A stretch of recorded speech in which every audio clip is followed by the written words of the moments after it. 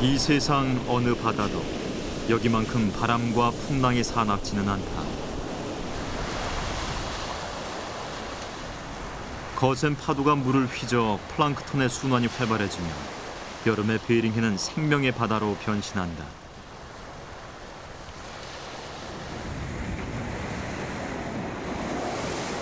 멀리 캘리포니아 해안을 떠난 회색 고래가 베링해를 건너 추코트카를 찾았다.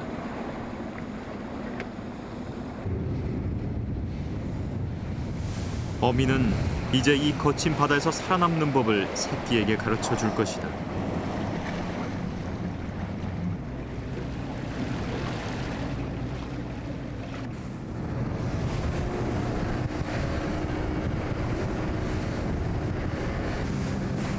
생존을 위한 투쟁에서 사람이라고 예외가 될 수 없는 일. 축취족들의 여름 사냥이 시작됐다.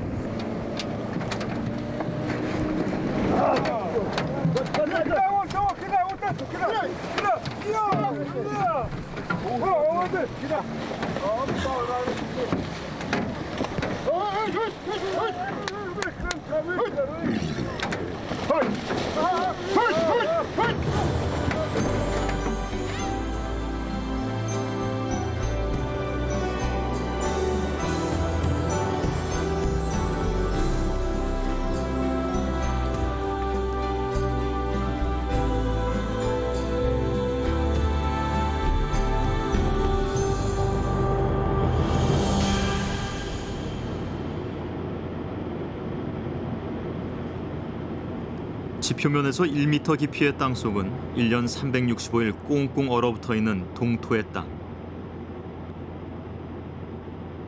풀과 관목류 외에 키 큰 나무들이 뿌리를 내릴 수 없는 북극권의 평원을 툰드라라 부른다.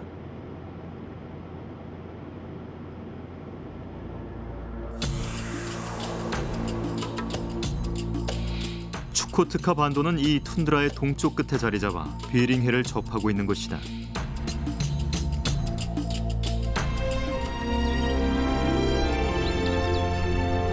1년 중 절반이 겨울인 툰드라에도 짧은 여름이 찾아왔다.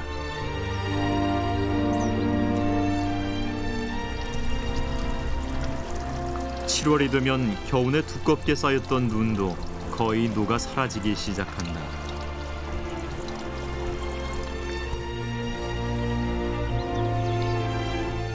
하루 종일 해가 지지 않는 백야 현상이 계속되고 들꽃은 풍부한 햇볕을 받으며 평원을 아름답게 뒤덮는다.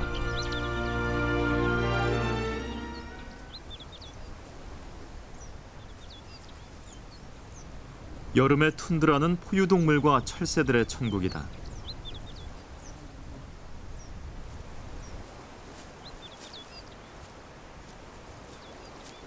불곰은 하루 종일 풀을 뜯으며 비타민과 섬유질을 보충한다.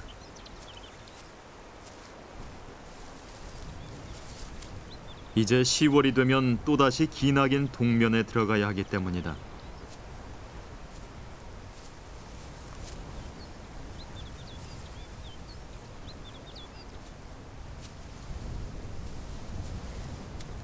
툰드라에는 두루미가 좋아하는 개구리나 뱀이 살지 않는다. 대신 캐나다 두루미는 풀씨와 물고기를 먹으며 시원한 여름을 보낸다.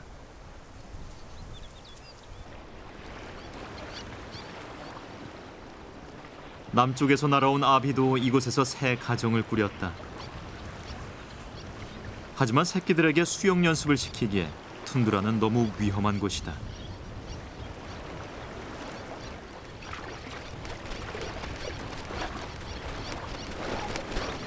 아비 새끼 한 마리가 그만 제갈매기의 표적이 되고 말았다.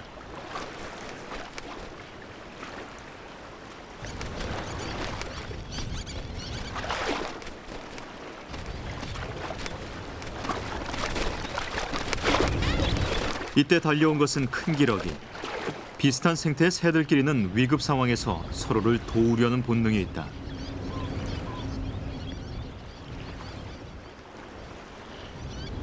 하지만 이미 때는 늦어버렸다.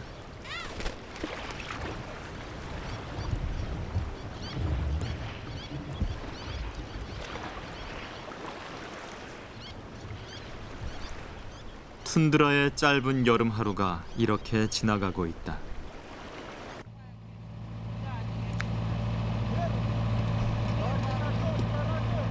지난 7월 우리는 러시아 추코트카 반도의 툰드라 내륙으로 들어갔다.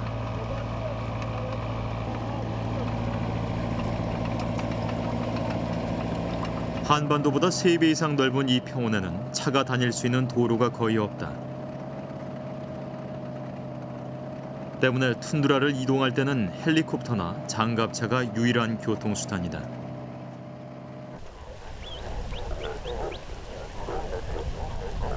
밤을 새워 도착한 곳에선 술록대들의 여름 대이동이 한창이다.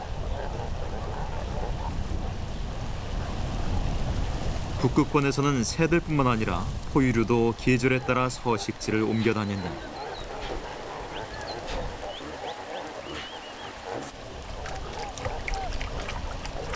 여름이 되면 술록들은 강줄기를 따라 서늘한 해안가나 북쪽으로 무리를 지어 이동한다.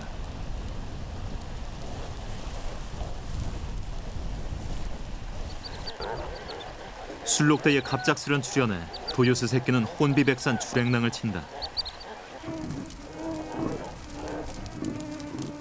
겨울의 추위만큼이나 무서운 것은 여름의 모기떼다. 툰드라는 지구상에서 모기가 가장 많이 서식하는 지역이다.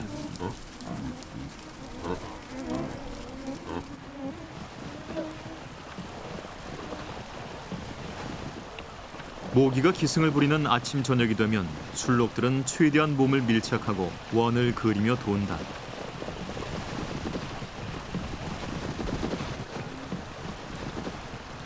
모기를 쫓아내기 위한 본능적인 행동이다.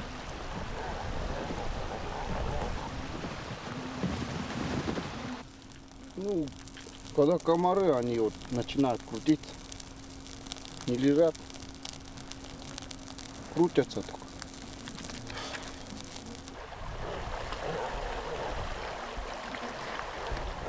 술록들이 이런 행동을 보이면 곧바로 모깃불을 피워 모기를 쫓아줘야 한다.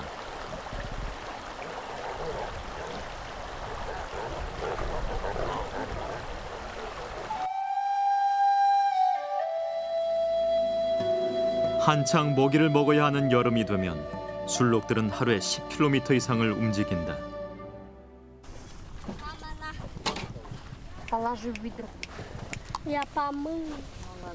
술록대의 이동이 시작되면 축취족 유목민들은 텐트를 걷고 술록을 따라갈 준비를 한다.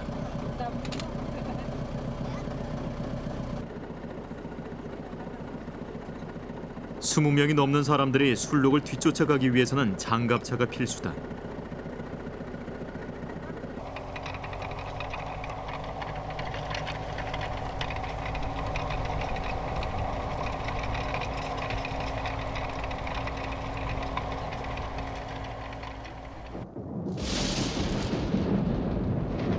툰드라의 날씨는 변덕스럽다. 햇빛이 내리쬐다가도 어느샌가 먹구름이 몰려든다.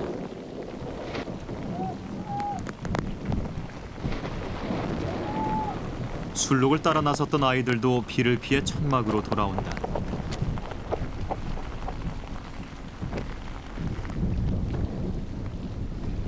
툰드라에서는 짧은 여름만큼이나 비도 금방 지나가 버린다. 그래도 이때가 잠시나마 여유를 부릴 수 있는 시간이다.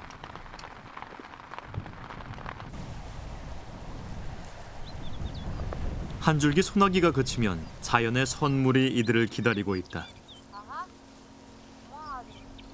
바로 버섯이다.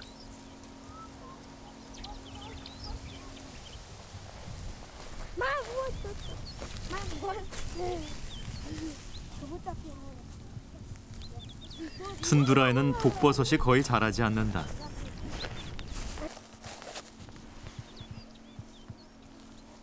비가 내린 다음이면 아이들은 버섯을 따러 마음껏 들판을 뛰어다닌다.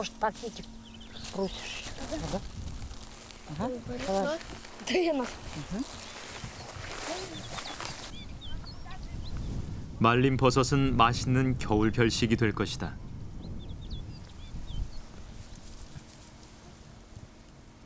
부드러운 버섯은 술록이 가장 좋아하는 먹이다. 술록은 수천 미터 떨어진 곳에서도 버섯의 향기를 맡을 수 있다. 하지만 자연이 항상 이런 선물만을 주는 것은 아니다. Гололед, если гололед, это самое плохое. Если гололед. Ну, олени воду легче. Когда они гололед? Зачем? Если снег выпадет, потом дождь пойдет. И мороз резкий, сильный. И гололед сразу станет. 7월의 북극권은 백야 현상의 절정기다. 밤이 되면 해는 지평선에 잠시 몸을 담갔다가 다시 떠오른다.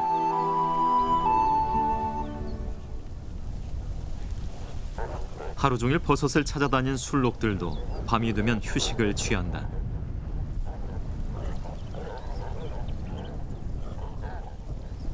하지만 술록들은 이때를 조심해야 한다.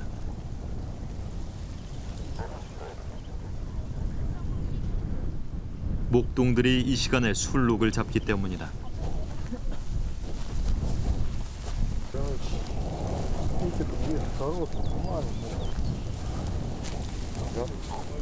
오늘 술록을 잡아야 20명의 사람들이 일주일을 먹고 살 수 있다.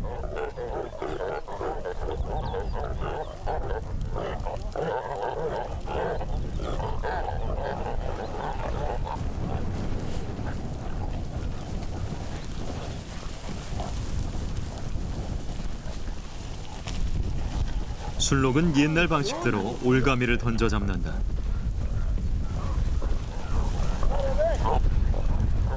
하지만 야생 상태로 자란 술록을 생포하기란 쉬운 일이 아니다.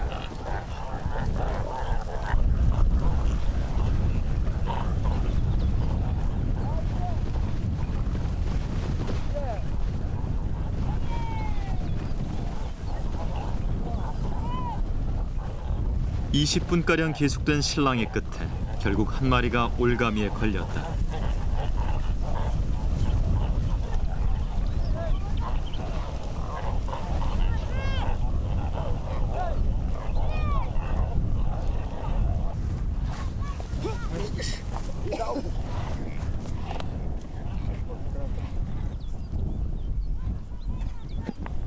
잡은 술록은 단칼에 심장을 찔러 고통 없이 숨을 끊고 가죽을 벗기기 전에 작은 의식을 치른다.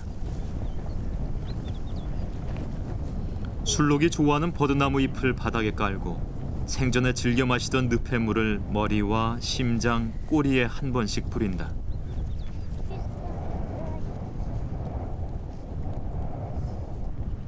술록과 함께 태어나 술록과 함께 자라고 술록과 함께 생을 마쳐야 하는 축치 유목민들.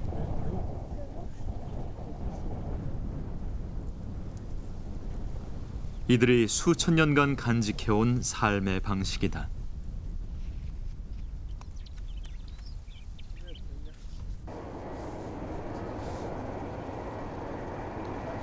모스크바와 6,000km나 떨어진 추코트카 자치주.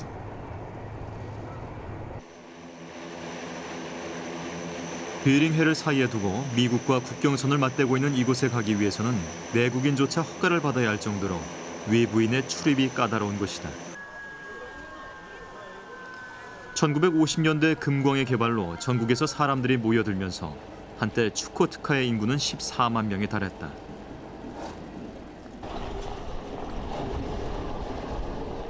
하지만 소련 붕괴 후 러시아인들이 떠나버려 현재는 한반도 3배 넓이의 땅에 5만 명만이 살고 있다.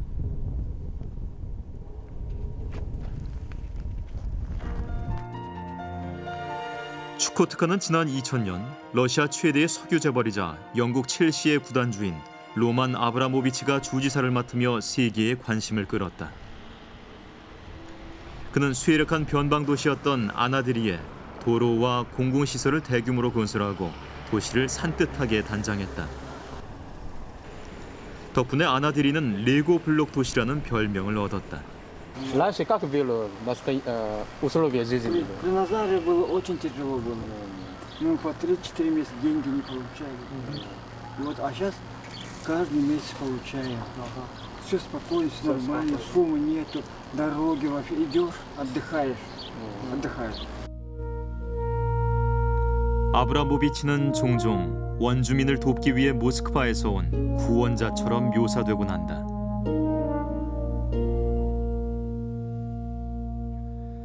축치족들은 만여 년 전, 당시에는 육지였던 베링해를 건너기 위해 온 몽골리안들의 후예다.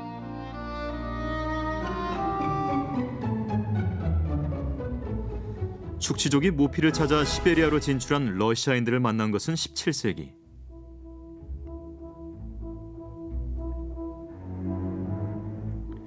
러시아인들은 축치족을 적에게 사로잡히면 포로가 되기보다는 자결을 택하는 용맹한 전사로 기억한다. 1867년 알래스카가 미국에 매각되면서 추코트카는 러시아와 미국의 중간지대가 된다. 두 문명과의 만남으로 축치인들은 작살 대신 총으로 많은 동물을 잡을 수 있게 됐다.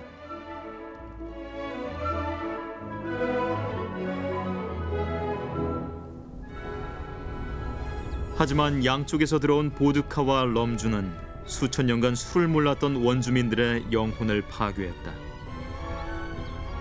문명에는 언제나 빛과 그림자가 있었다.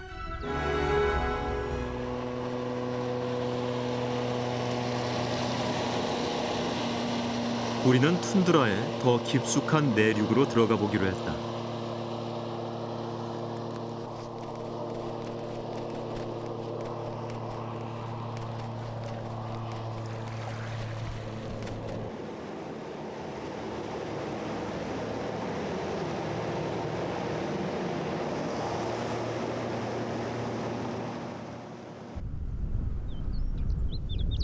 멀리 축치 유목민들의 전통 가옥이 눈에 띈다.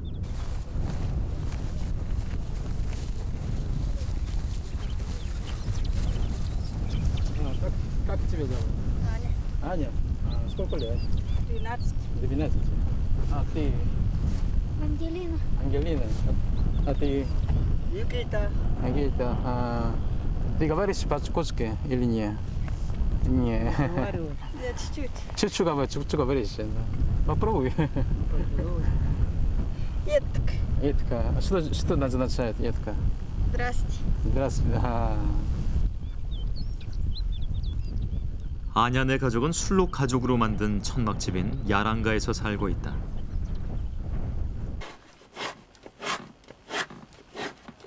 마을의 기숙사 학교에 다니고 있는 아냐는 여름방학이면 이곳에 와 어머니를 돕는다. 술록 유목을 하러 북쪽으로 간 아버지는 가을이나 돼야 돌아온다. И прятались за стволы. 아냐는 요즘 판타지 소설을 읽는 재미에 푹 빠져 있다. Шагов и спутанные ветки.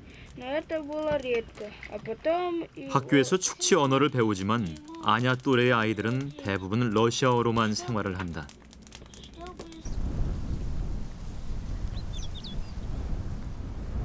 툰드라에서는 단 하루도 편히 쉴 날이 없다.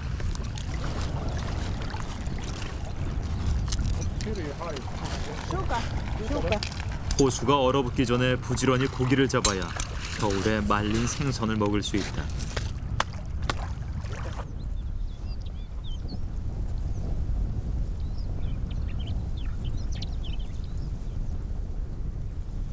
이제 가을이 되면 술록을 따라간 아버지가 돌아오고 아냐는 다시 친구들과 기숙사 생활을 하게 될 것이다.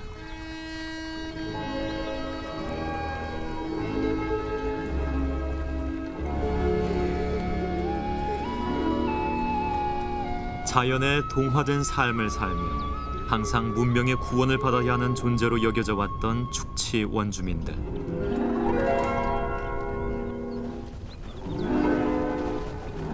하지만 거친 툰드라에서 터득해온 삶의 방식은 어느 누구도 가르쳐 줄 수 없는 것이었다.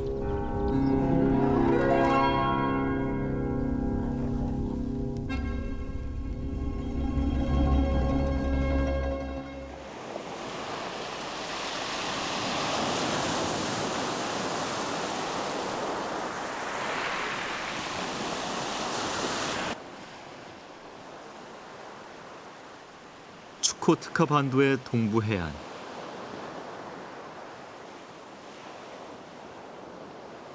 툰드라를 달려온 아나드리 산맥의 줄기들이 베링해와 만나는 곳이다.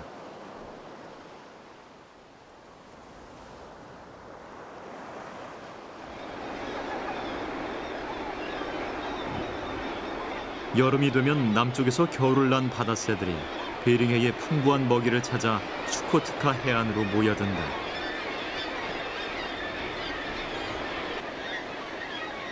북극권의 명물인 바다오리도 이곳을 찾았다.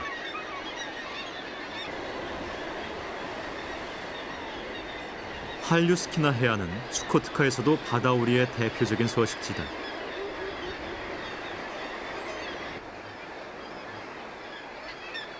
도요목에 속하는 바다오리는 생김새가 펭귄과 비슷해 북극의 펭귄이라는 별명을 가지고 있다.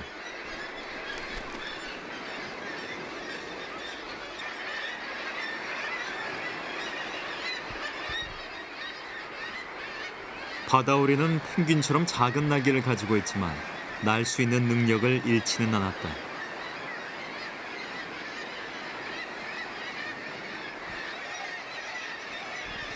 북극곰과 여우가 사는 북극권에서 날지 못하는 새는 살아날 수 없기 때문이다.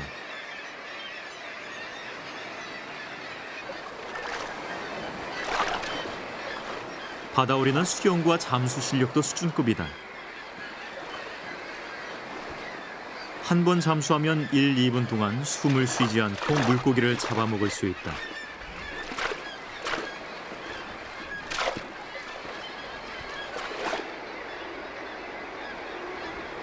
바다 철새들은 이곳에서 새끼를 부화해 가을에 남쪽으로 날아간다.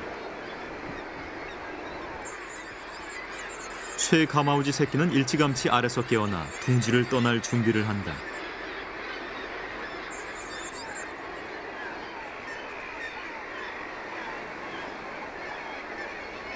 바다오리는 암수가 번갈아 먹이를 나르며 알을 품는다.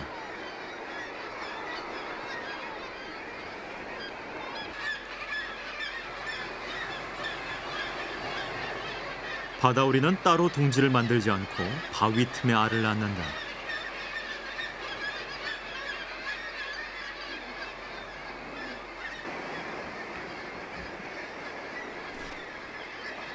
때문에 자칫 잘못 알을 떨어뜨리기라도 하는 날에는 큰 낭패를 보게 된다.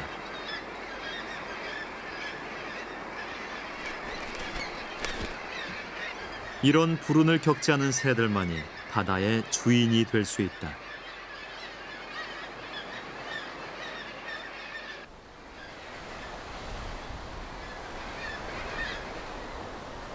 베링해는 바다 포유동물이 세계에서 가장 많이 서식하는 곳이기도 하다.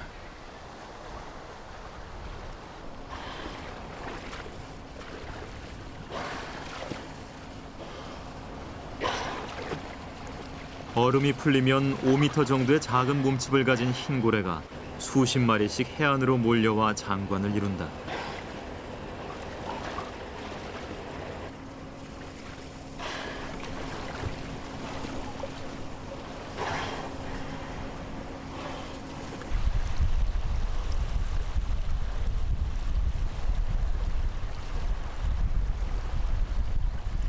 아나드리 강 하구의 모래섬에는 바다 표범들이 자리를 잡았다.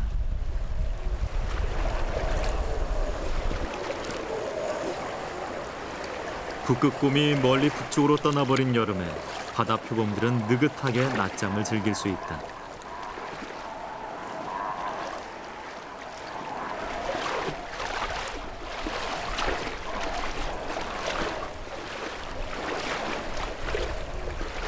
바다 표범은 하루 종일 해안가에 머물며 강을 오르내리는 연어와 송어를 잡아먹는다.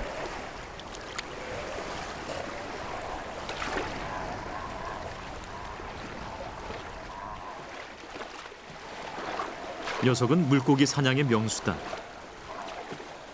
물고기가 손에서 도망치기 전에 단숨에 머리를 뜯어먹는다.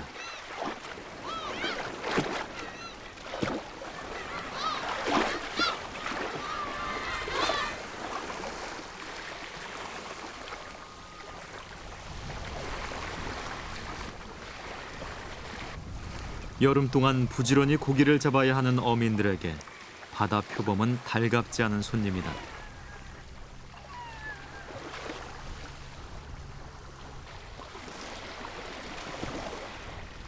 어망을 쳐놓으면 어느샌가 다가와 그물에 걸린 고기를 노린다.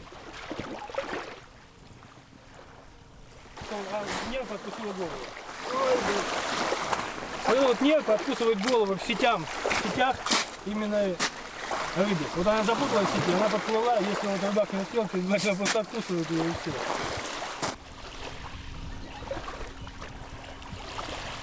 사람들은 좋든 싫든 이들과 공존하며 살아야 한다.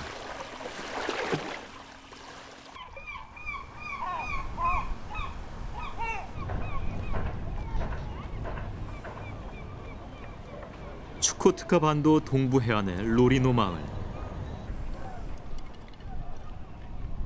로리노는 1,200명의 축취족과 100여 명의 에스키모들이 모여 사는 작은 마을이다. 로리노의 주민들은 대부분 고래나 바다 코끼리 사냥으로 생계를 이어가고 있다.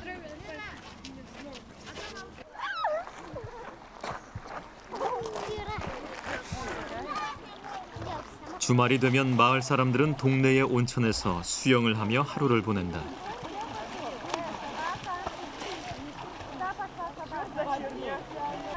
7월이지만 수영을 할 수 있는 곳은 이 온천밖에 없다.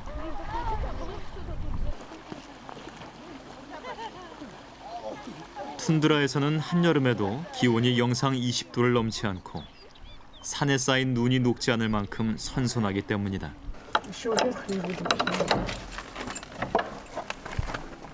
고래나 바다 코끼리 고기를 저장하는 지하 냉동 창고.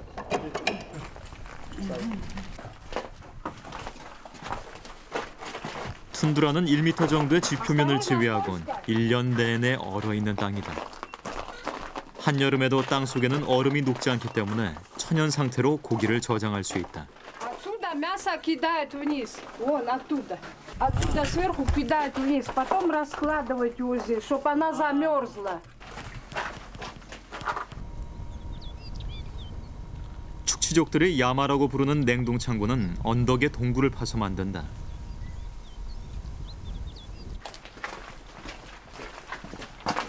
지표면으로부터의 깊이는 불과 5에서 6m.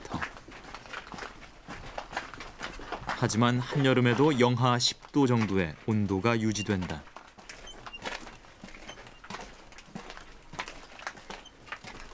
원주민들의 전통적인 지하 창고를 개량해 만든 이곳에 여름에는 바다 코끼리, 겨울에는 고래와 바다 표범 고기를 저장한다. Это вечный лед. Ага, лед ведь.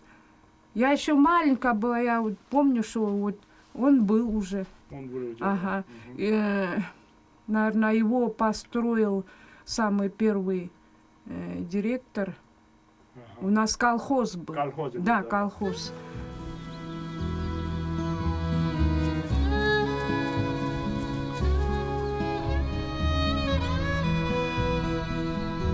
지하가 얼음으로 뒤덮인 툰드라에서는 땅속의 냉기 때문에 농사를 지을 수 없다.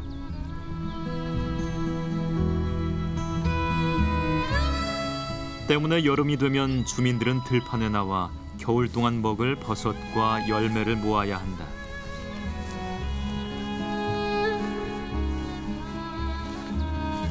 Это Морожка, морожка. Это голубика. голубика. Это дикий виноград. Наверное, Наверное, по-вашему, да. да? Почему вы собираете Ну, потом мы их варим и варенье делаем. варенье? Да, На зиму или летом? да, зимой и летом. Здесь вообще не растут овощи или огурец, Нету, картошки нету, там на горячем. на горячем? Да. 집 바깥에서는 감자 한 알, 보리 한 줌 자라지 않는 땅.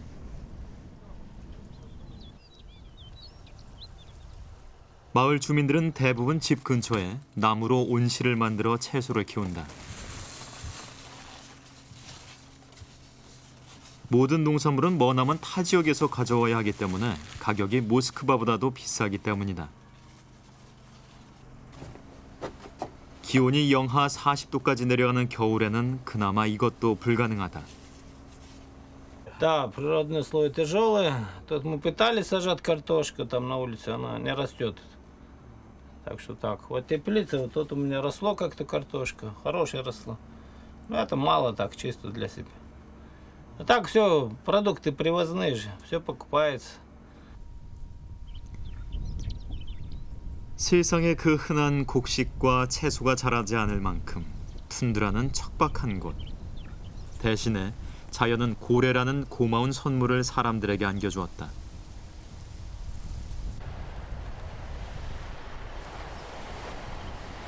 로리노는 예적부터 고래잡이로 유명한 곳이다.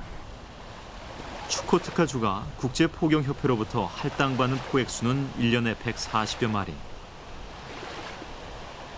그중 로리노가 40여 마리를 차지하고 있다.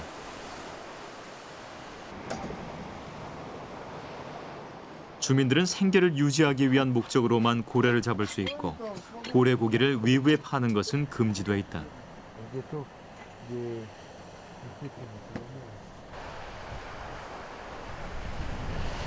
오늘은 고래 사냥이 있는 날. 사냥꾼들은 쌍안경으로 고래를 찾는다.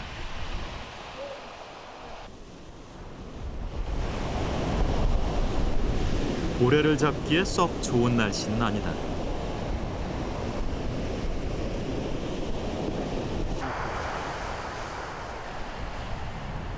바다를 살피던 사냥꾼이 무언가를 발견했다. Не, он ближе, ближе. Здесь.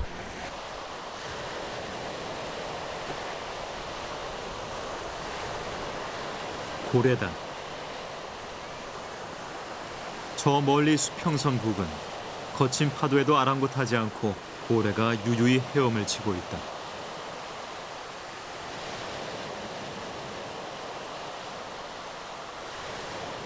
А там?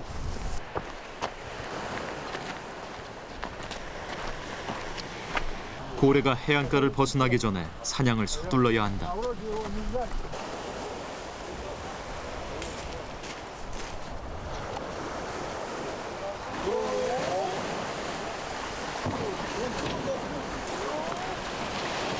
고래 사냥을 할 때는 보통 20명의 사냥꾼이 4척의 배에 나눠 타고 나간다.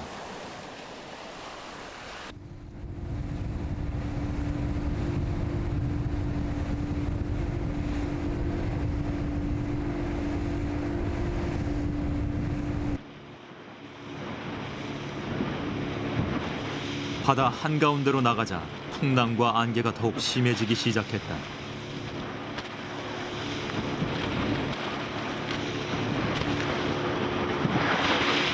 배는 출렁거려 몸을 가누기 힘들 정도다.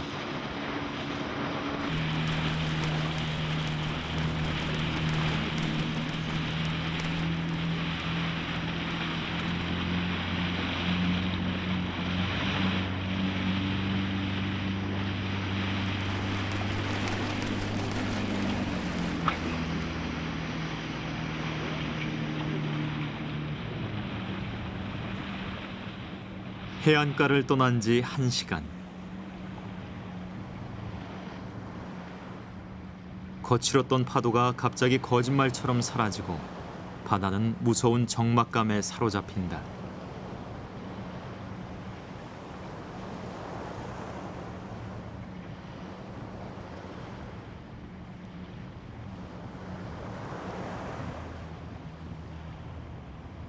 이곳은 로리노에서도 고래가 가장 많이 다닌다는 곳.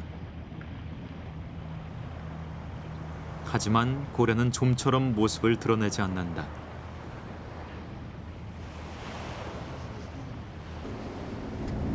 무언가가 나타났다.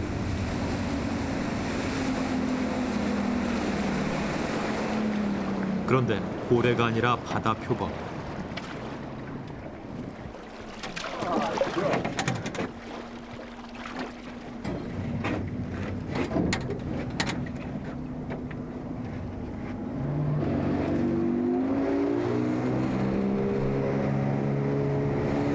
배가 갑자기 속력을 내기 시작했다.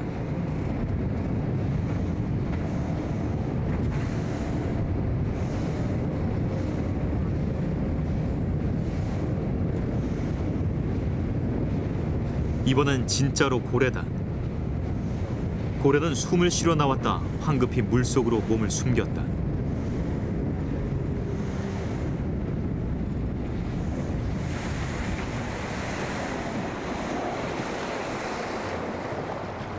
회색 고래다. 한때 우리나라 동해안에서도 서식했던 귀신고래와 같은 종이다.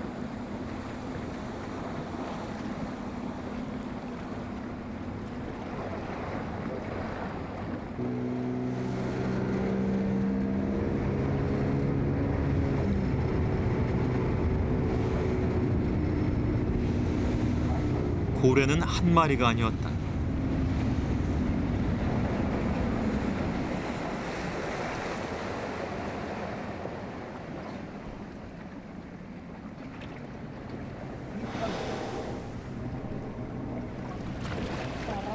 올봄에 태어난 새끼가 독립을 하기 전 어미와 함께하는 마지막 시간을 보내고 있었다.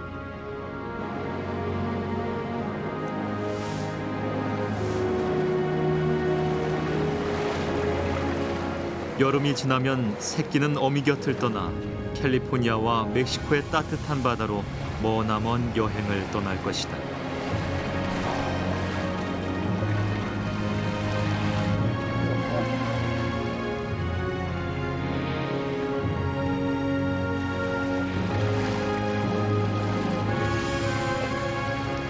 그러기 위해서는 물론 이 베링해에서 살아남아야 한다.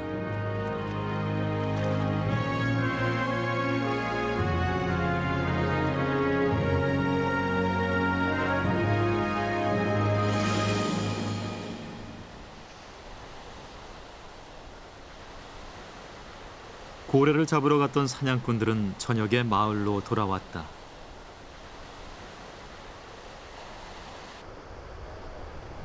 오늘은 마을의 경산날이다. 사람들이 하나둘씩 바닷가에 모여들었다.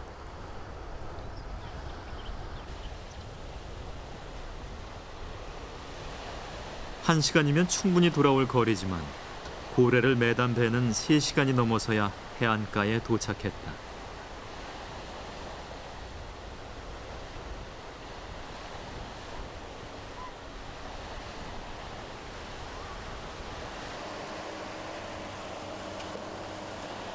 고래를 잡는 날은 마을의 모든 사냥꾼들이 동원돼 이를 돕는다.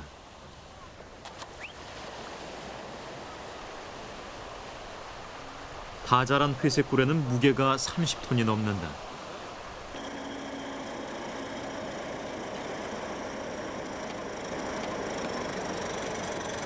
때문에 포크레인이 없으면 땅 위로 끌어올릴 수 없다. 오늘 잡힌 것은 11m짜리 회색고래 암컷이다.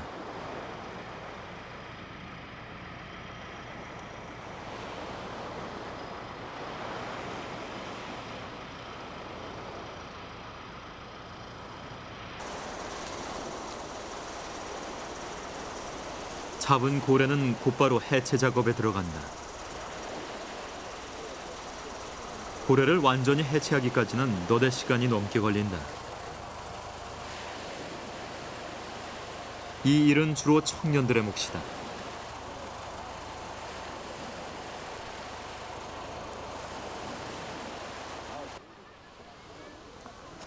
잡은 고래는 주민들이 필요한 만큼 나눠 가진다. 능력만큼 일하고 필요한 만큼 나누는 삶의 방식을 이들은 아직까지 간직하고 있다.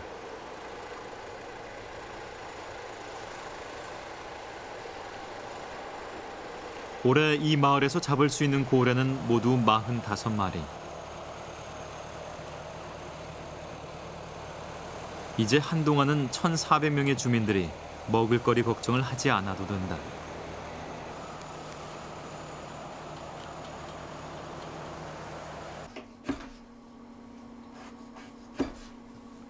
고래 고기 중에서도 지방이 붙은 껍질은 주민들이 최고로 치는 부위다.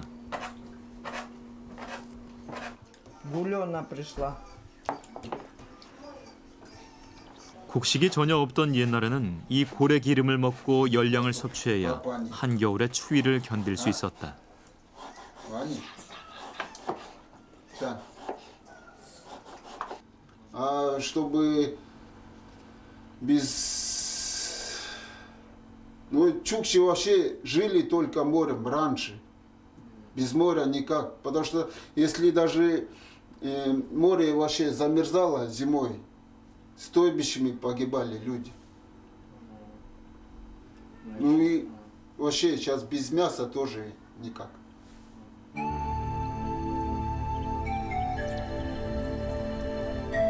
베링해에서 바다 사냥이 시작된 것은 만여 년 전. 빙하기가 끝나 맘모스가 멸종하고 육지였던 베링해가 바다로 변하자 새로운 생존 방법이 필요했기 때문이다. 그 후 신석기의 발달로 고래를 잡게 되면서 사람들은 고래뼈로 기둥을 세우고 바다 코끼리 가죽으로 지붕을 엮어 집을 지었다.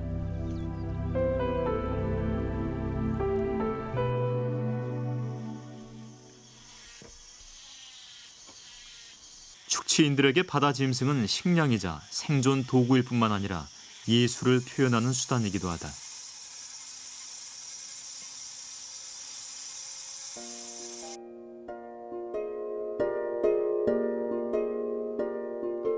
종이나 동판이 없던 시절, 이들은 동물의 뼈에 노동의 신성함과 자연의 아름다움을 묘사했다.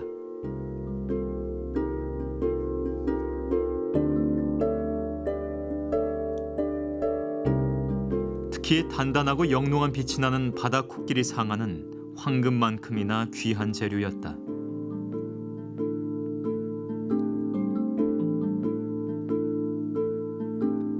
상아만큼이나 이들의 문화는 견고하게 유지돼 왔다.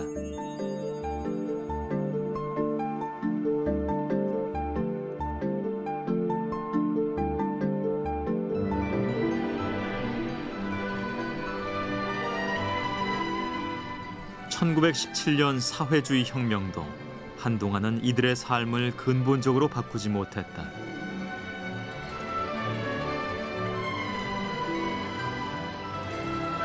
하지만 1930년대 이곳에 소비에트 자치정부가 수립되고 소련의 집단화가 시작되면서 중요한 변화가 일어났다.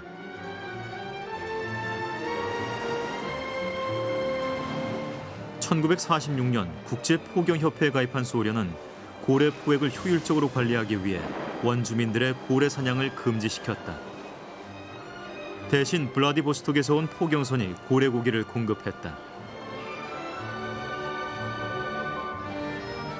때마침 냉전이 시작됐고 알래스카와 가까운 바닷가에 사는 원주민들은 내륙으로 강제 이주를 해야만 했다. 축치인들은 소비에트 인민의 당당한 일원이 됐지만 고래 사냥은 점차 잊혀져 갔다.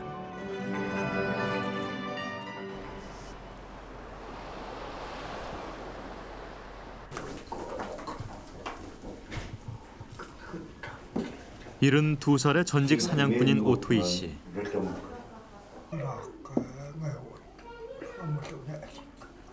그는 14살 때 유명한 고래 사냥꾼이었던 아버지에게 일을 배워 바다 사냥을 시작했다. 하지만 그때는 이미 고래 사냥이 금지돼 있었다.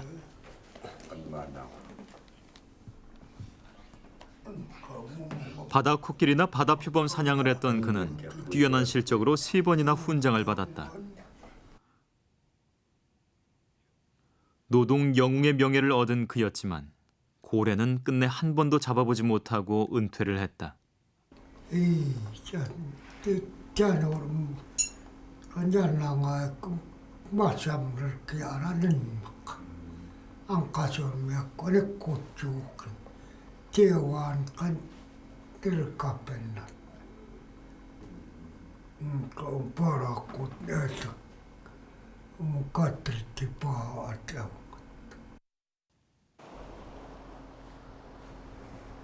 오토이 씨는 그 옛날의 고래잡이를 기억하는 마지막 세대다.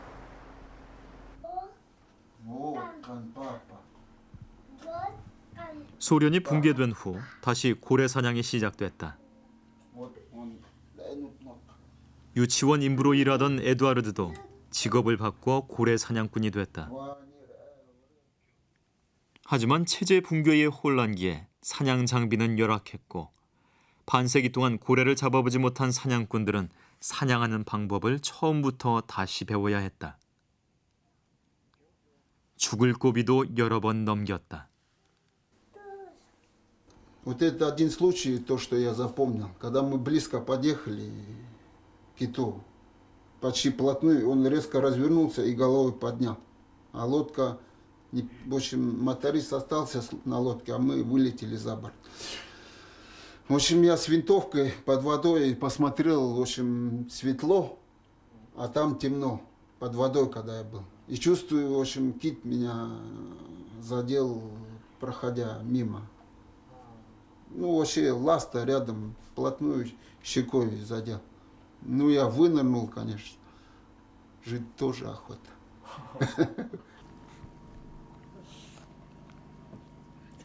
에두아르드는 아침 8시에 출근해 그날의 작업 지시를 받는다. 과거에 집단 농장이었고 지금은 정부가 관리하고 있는 이 회사엔 40명의 바다 사냥꾼들이 일하고 있다.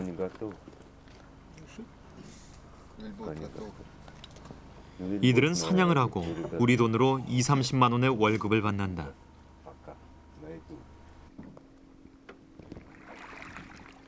오늘은 바다 코끼리를 잡으라는 지시가 떨어졌다.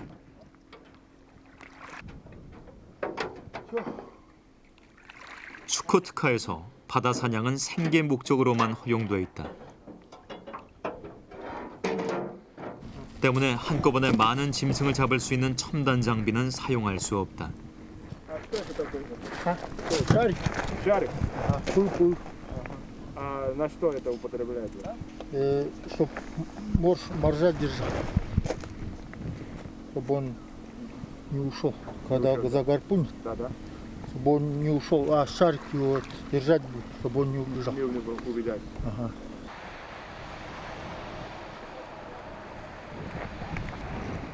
7월은 바다 코끼리가 한창 이동을 하는 시기. 사냥꾼들은 바다를 관찰하며 바다 코끼리가 나타나기를 기다린다. Сейчас основной ход идет, сейчас самки на север идут с малышами. А самцы на севере, где лед.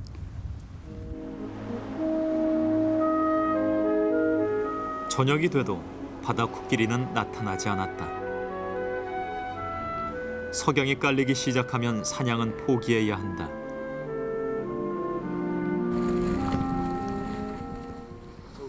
아홉 시가 다 됐을 무렵 사냥꾼들이 움직이기 시작했다. 드디어 나타난 것이다.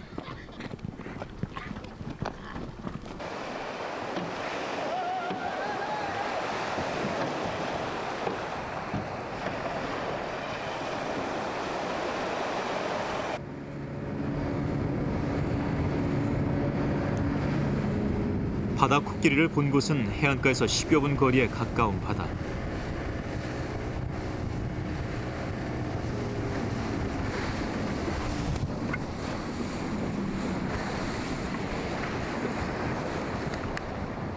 일단 배를 멈추고 놈들이 나타나기를 기다린다.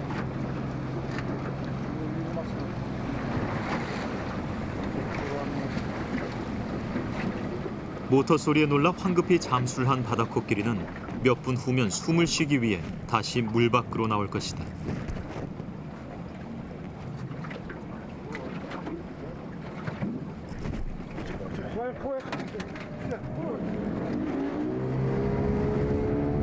놈이 나타났다.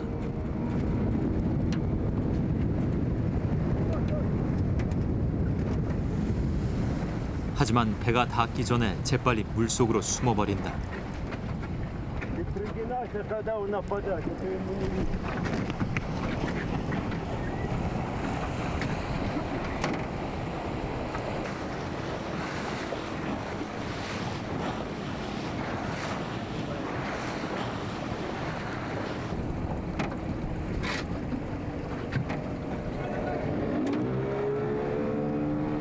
이번엔 다른 배에서 바다 코끼리를 발견했다.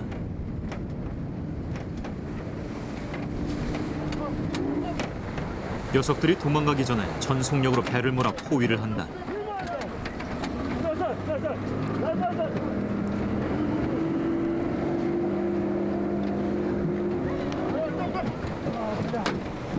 맞은편 배에서 먼저 작사를 명중시켰다.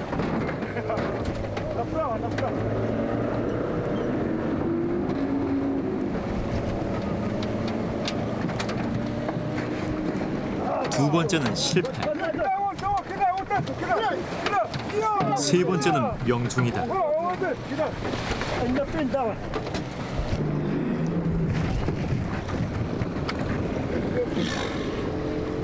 암컷과 새끼가 작사를 꽂혔다.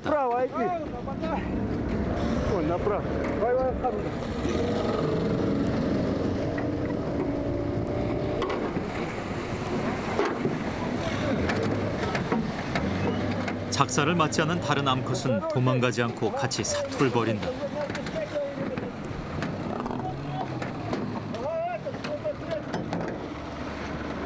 작사를 맞으면 부표 때문에 잠수를 할 수 없다. 이를 본능적으로 깨달은 바다코끼리는 이빨로 부표를 공격하기 시작한다.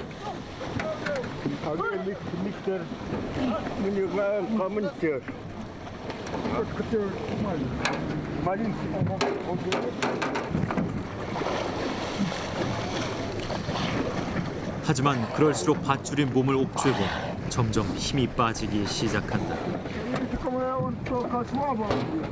이때 총을 쏴 바다 코끼리를 잡는다.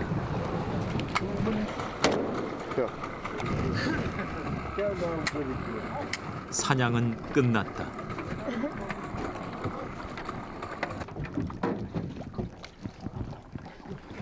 부표가 떨어진 새끼가 물속에 가라앉았다. 가끔 이렇게 사냥감을 잃어버릴 때가 있다. 다행히 물이 얕아 빠진 녀석을 건졌다.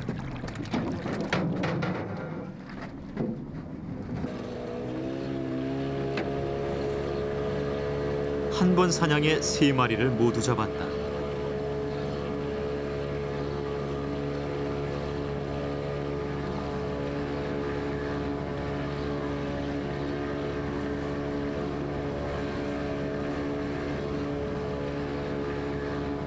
오늘은 운이 좋은 날이다.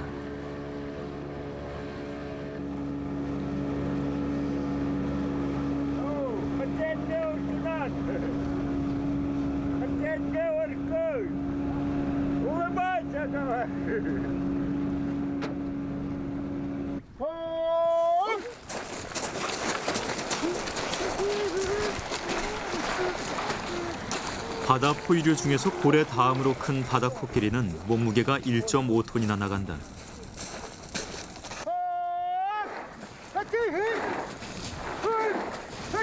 장정 10명이 달라붙어야 옮길 수 있다.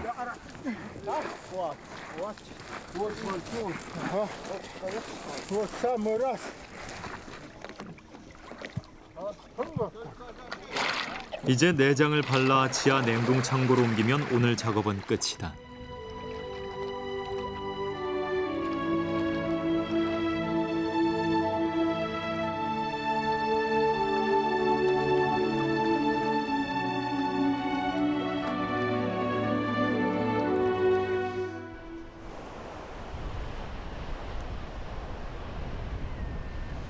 이 마을의 최대 명절인 고래축제일이 일주일 앞으로 다가왔다.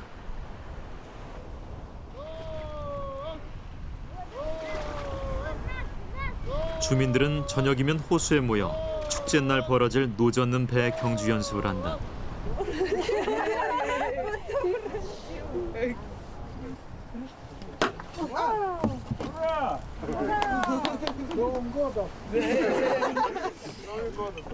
한쪽에선 새로 만든 배에 성공적인 진수를 기원하는 의식을 치른다.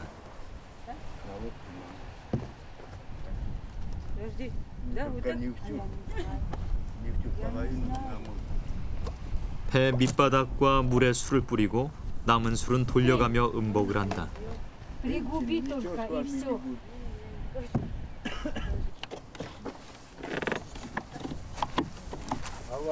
바이다라라고 부르는 이 배는 바다 표범 가죽으로 만든 전통 선박이다.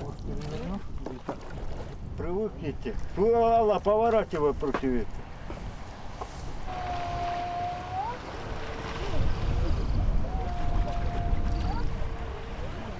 요즘에 이 배를 타고 사냥을 하는 사람은 거의 없다. 하지만 여기엔 가냘픈 가죽배와 작살 하나로 고래와 맞섰던 선배 사냥꾼들의 숨결이 스며 있다.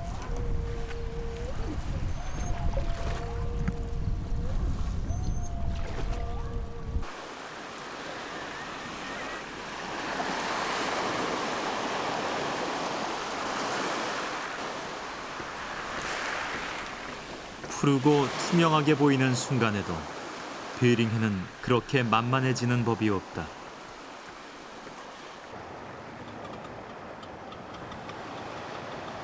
사냥꾼들은 다시 배에 몸을 실었다.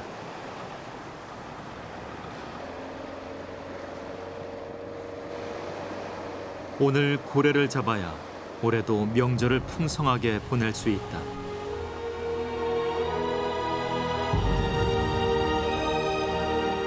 사랑하는 가족과 이웃을 위해서는 파도와 안개를 두려워하지 않는 것. 추코트카 반도 고래 사냥꾼들의 운명이다.